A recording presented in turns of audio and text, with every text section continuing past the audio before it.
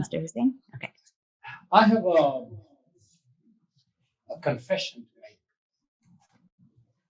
and it has been nagging me, and I wanted to get it off my chest.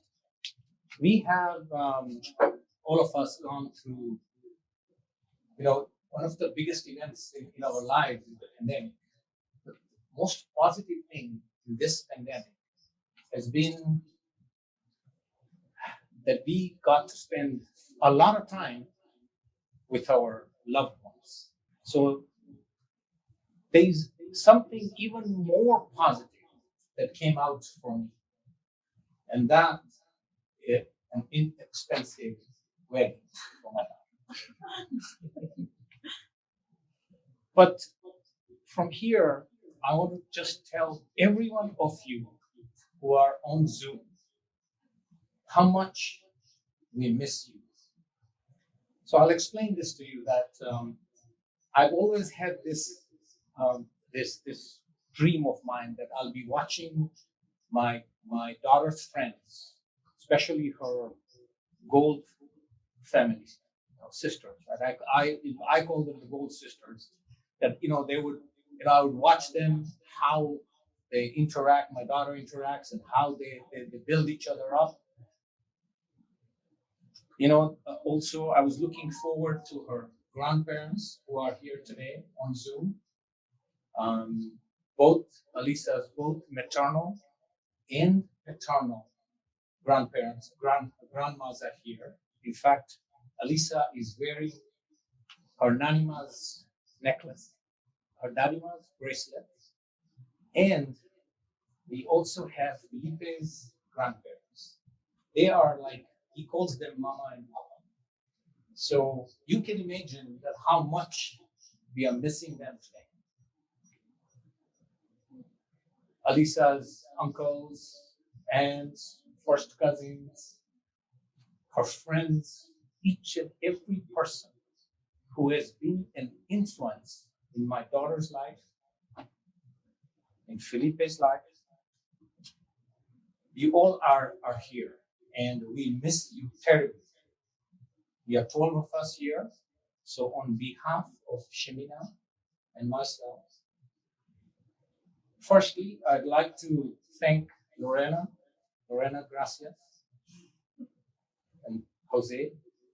And then I have Dayanara, Felipe's sister, Emilio, Felipe's brother. We have Jeffrey, Felipe's friend, and our special Romina, Felipe's niece. On behalf of everybody, we welcome you to this celebration.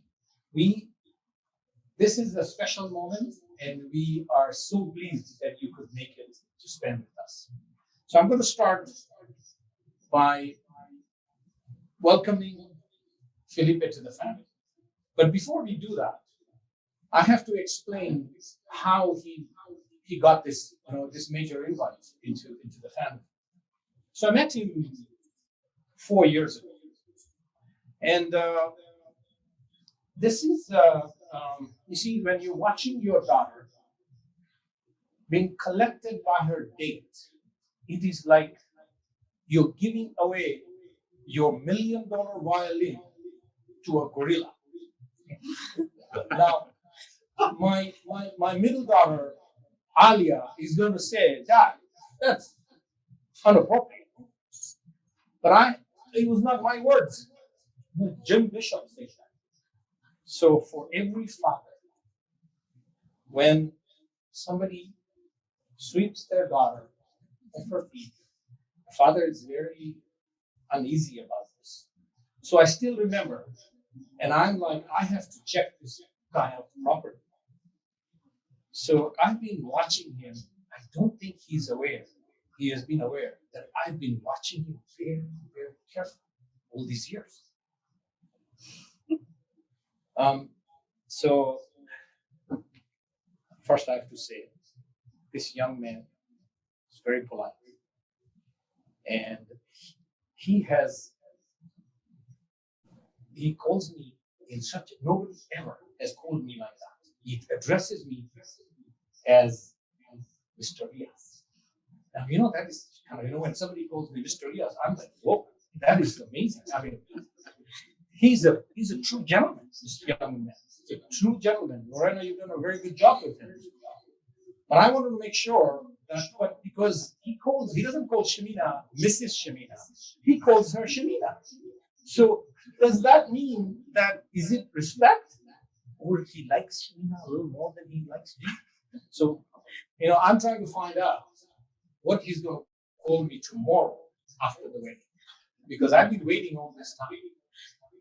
Anyway, so I was going through this, so I want to explain that Felipe and Alisa gave us an invite 2 years ago and took us to Mexico to meet Felipe's family.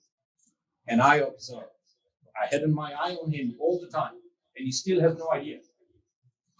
So when you spend 20 days together, going from one small city to a big town to farmland in a van, 2 Airbnbs, and I think you will know the person. So I am happy to report that along the way, he was a true gentleman. He still called me Mr. Riaz even when he was married. And he was truly, the way he treated my daughter, I just loved it. And that's why Felipe, bienvenido.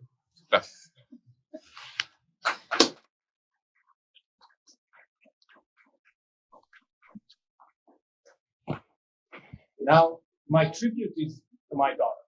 And I'm going to take only a few minutes, but it could take me days for this tribute. Give me a second. Just like this. So, I don't know if she knows, but you've been my inspiration. And it happened one day when age 10, if you remember, your mom asked you for the very, very big goal she set up for you, is that you got to get into I watched this 10-year-old girl work hard. And she worked so hard to get into the school. And when we got the results, she didn't get in. She was on the waiting list. But anyway, long story short, she was first on the waiting list and she got it. Ever since that day, she has been my inspiration. I have watched my little daughter, my eldest daughter. I called her my eldest daughter. And I have watched her go after one goal after another, achieve so many things in her life that she just doesn't stop to amaze me. She's such a wonderful person. Her siblings, her sister looks up to her, her brother, everybody, we all look up to Alisa. And Alisa, I think that you have people here today who have been an influence in your life, will continue to be an influence in your life. And each and every person who has been a mentor, a friend, and I want to just appreciate and thank everyone. Because from now on, I think it is them that will take you to the goal. So in closing, I have written a poem for you, but I have taken it from two feminist poets. One is, one is Rupi Kaur, who's a 28-year-old poet from Punjab, India. And the other one is Maya Angelou, who we know is one of the greatest American poets and a civil rights activist. And she's written my favorite poem, which is Still I Rise. So out of the two, I have prepared something. And this fits you perfectly, I hope. That since day one, you already had everything you needed within yourself. And now, just like moons, just like suns, with the certainty of tides, just like hopes spring higher, you will rise. Thank you, Lisa. Love you. Yes, sir.